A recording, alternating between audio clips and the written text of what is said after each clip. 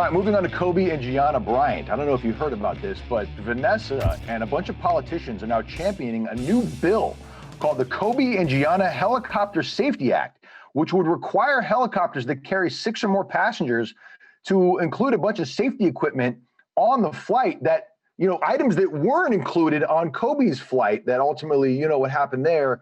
9 people passed away, and investigators are now saying that it was most likely because the pilot was just disoriented when he was flying in thick fog cloud on January 26th and lost. He basically was able to tell which way was up and which way was down. He thought he was going up, flying above the fog. In reality, he was flying lower toward the mountain and ultimately crashed, leading to the deaths of all those people. It's very, very sad. But Vanessa Bryant, along with these politicians, are now trying to make sure that doesn't happen to anybody else again.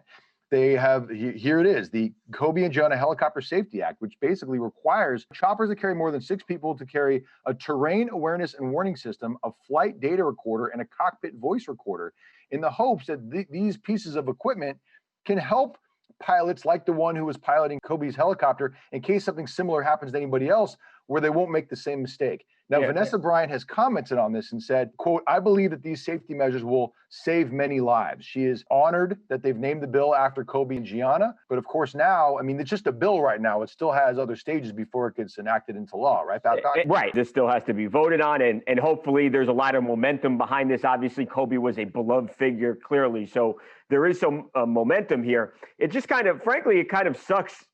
And it's terrible that this had to happen, that Kobe had to die, Gigi, all the other people had to die for this to happen. If you remember, I remember this vividly, right after the crash, the NTSB was giving a press conference, and they said, we recommended to the FAA years ago that they make this equipment standard in these helicopters, and they did not listen. And as a result, then the crash happens, probably could have been avoided if they had those systems. I just hope, like we said, now this is in Congress. Hopefully this bill gets passed, and this will now save lives going forward. But it's just so sad that Kobe had to die for this to happen. And you're right, Mike. It's sadly throughout our history, a lot of times it takes tragedy before we can actually have change. But maybe Kobe and Gianna's, one of their legacies, their many legacies, is they'll be able to save lives because of this.